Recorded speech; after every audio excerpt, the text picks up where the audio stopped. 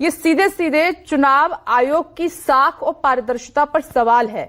और ये भी आरोप लग रहा है, देखिए समाजवादी पार्टी भी है, आम आदमी पार्टी भी है, कांग्रेस भी है, कि जब विपक्ष कोई एप्लीकेशन देता है तो इतनी जल्दी एक्शन नहीं होता, और बीजेपी कोई एप्लीकेशन देती है तो चुनाव आयोग तुरंत जो है एक्टिव हो जाता है। ऐसा क्यों हो रहा है सर? मिसेस माथुर, एक बात तो मैं बता दूं आपको कि मैं इस वक्त गोवा में हूं। गोवा से आज फ्लाइट भी पकड़नी है दोपहर की। तो आप मुझसे जो भी पूछना है आप क्लैरिफिकेशन ले लीजिए, क्योंकि आधा घंटे तक मुझे आप नहीं बोलने देंगी, मैं वो क्या जवाब दूंगा अगर आपको मुझसे कोई क्लैरिफिकेशन चाहिए। नंबर 1। नंबर 2, मैं ही कहना चाहता हूँ कि जब मैं बोलूंगा तो उसमें बीच में किसी को नहीं बोलना। श्योर सर, आप बोलिए सर, टेक योर टाइम। हाँ, सवाल इस बात का आपने कहा कि ये बीजेपी के किसी पदाधिकारी ने अपने लेटर हेड पे एक एप्लीकेशन हमारे एईआरओ को दिया और एईआरओ ने ऑर्डर पास कर दिया और वो वोट काट दिए गए। मैं बिल्कुल इस बात से इनकार करता हूं और ऐसा पॉसिबल नहीं है कि, और ये मुझे दिखाएं आपके लोग कि कहां पर उसने ऑर्डर पास किया और कहां पे उसके वोट काटे गए। देखिए, मैं आपको एक चीज बता दूं, पहले ये हुआ करता था, बड़ा एहसान दिखाया करते थे हमारे पार्टी के कार्यकर्ता कि हमने आपको वोटर बना दिया है, और इनका बड़ा योगदान हुआ करता था। और बूथ के बाहर भी बैठते थे असिस्टेंस देने के लिए, घरों में पर्चियां बांटने के लिए जाया करते थे, याद होगा आपको। अब वो सारा काम खत्म हो गया है और इलेक्शन कमीशन ने 10 साल से सारा काम अपने पास रखा हुआ है और अपने बीएलओ की ड्यूटी होती है। जो भी हमारे यहाँ इलेक्शन कमीशन के अंदर काम कर रहे हैं उनको इलेक्शन कमीशन की बात का ध्यान रखना पड़ता है, क्योंकि उन पर कोई भी कार्रवाई होगी तो सीधे सस्पेंशन और जेल जा सकते हैं आरपीआई एक्ट के तहत, चाहे जितना बड़ा से बड़ा अधिकारी हो, चाहे जितना बड़ा नेता हो। सवाल इस बात का है। सवाल इस बात का मैं कहना चाहता हूं कि जो प्रक्रिया है वो हमारे बीएलओ से शुरू होती है। बीएलओ घर जाके उनके फॉर्म की वेरिफिकेशन करता है, उनका एड्रेस वेरिफिकेशन करता है, सत्यापन करने के बाद वो एईआरओ को देता है और एईआरओ उसके बाद उसको वोट पे जोड़ते हैं। इसी तरह डिलीशन की बात है कि अगर वो हमारी जो एक जनरल सर्वे होता है हर इलेक्शन से पहले, जैसे आप कभी कह रहे थे, तो मैं ये बता रहा हूँ कि हर जनरल से इलेक्शन से पहले सर्वे होता है, चाहे वो असेंबली का हो या पार्लियामेंट का हो, किसी का भी हो। उसमें सबसे पहले हमारा बीएलओ जाता है, देखता है, आता है, और आने के बाद जहां पर कहीं डाउट होता है वहां पर पड़ोसियों से हस्ताक्षर लिए जाते हैं कि ये यहाँ पर रहते हैं या नहीं रहते, और उनके मोबाइल नंबर भी लिए जाते हैं, इसलिए कि वो बीएलओ ने झूठी रिपोर्ट तो नहीं दी है, उनको विटनेस के तौर पर लिया जाता है। इस तरीके से बड़ा मुश्किल है वोट बनाना, उसी तरह से डिलीशन भी बहुत बड़ा मुश्किल है, क्योंकि वोटर का राइट है ये संविधान ने दिया है। और इलेक्शन कमीशन एक ही काम करता है कि अपने वोटरों का अधिकार जो है सुरक्षित रखता है, जो वोटर हैं उनकी सुरक्षा रखता है, उनको एजुकेट करता है और उनको बताता है कि किस तरह करना है, उनके लिए साधन उपलब्ध कराता है, यानी नियरेस्ट पुलिस स्टेशन दिए जाते हैं और उनकी जो पर्चियां उनके घरों पे दी जाती हैं। हर तरह से असिस्टेंस किया जाता है, जिस तरह पार्टी वालों को दिया जाता है इसी तरीके से स्टेक होल्डर है पार्टी वाले। तो ये कहना कि गलत बात है कि एकदम लाखों वोट और 11,000 वोट काट दिए गए। कल मैं सुन रहा था इस बात को और मैंने देखा भी, अभी भी केजरीवाल जी का क्लिपिंग आप दिख रहा था, 11,000।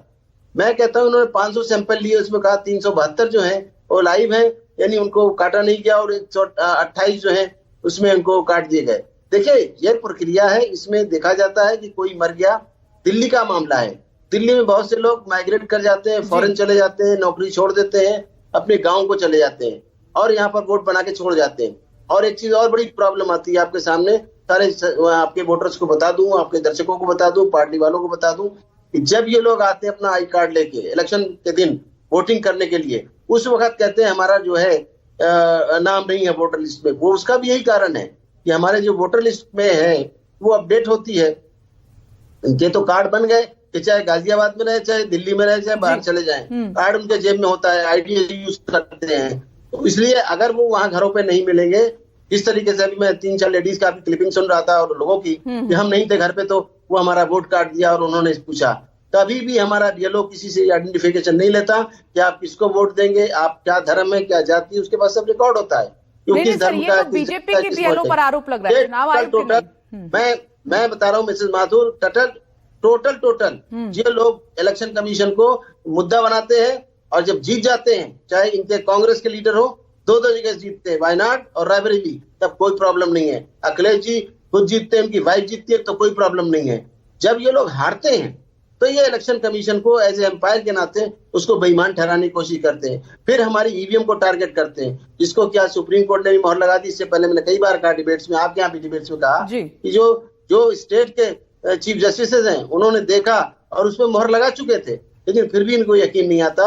मैं नहीं समझता हूं कि कोई भी पार्टी हो, किसी ने भी कभी भी इलेक्शन कमीशन का कोई अप्रिसिएशन नहीं दिया है, सिवाय बदनामी करने के, सिवाय ईवीएम के बोलने के लिए, अधिकारियों के लिए, जबकि हमारा पूरा स्टाफ इलेक्शन कमीशन का A to Z हमेशा ही सही तरीके से काम करता है। ठीक है सर, और मैं बता दूं, समाजवादी वाले जो बात कह रहे थे, एक छोटा सा जवाब और चाहती हूँ सर जी, वो हमारी डेमो की मशीनें थी जी, जिसको इन्होंने घेरा था। एक छोटा सा जवाब और चाहती हूँ सर आपसे। जैसे आपने कहा कि जैसे आपकी तरफ से जो ऑफिसर जाते हैं, एड्रेस पर कोई नहीं मिला तो फिर क्या होता है? हो सकता है कि कोई कुछ जरूरी काम से गया हो, वेकेशन पे गया हो, तो उस बात की कैसे पुष्टि रहती है कि इस एड्रेस पर वो है या नहीं? कोई किसी काम से जा सकता है, वो लॉक भी हो सकता है। दूसरा, कुछ ऐसे भी वोटर आए कि देखिए हम जिंदा हैं, हमें मृत दिखा दिया गया है।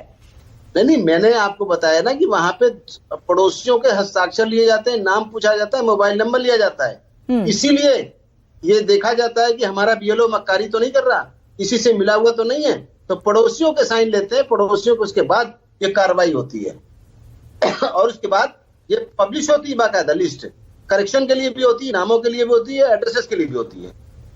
ठीक है सर, आपने जितने भी सवाल थे, आप किस तरह से चुनाव आयोग काम करता है वो क्लियर किया है। विक्रम जी, माफी चाहती हूँ, आपके पास काफी देरी से आ रही हूँ। आप जानते हैं कि मुद्दा गंभीर है और ये पैटर्न भी ऐसा ही है शो का कि हम पूरी बात रखते हुए चलते हैं आगे अपनी।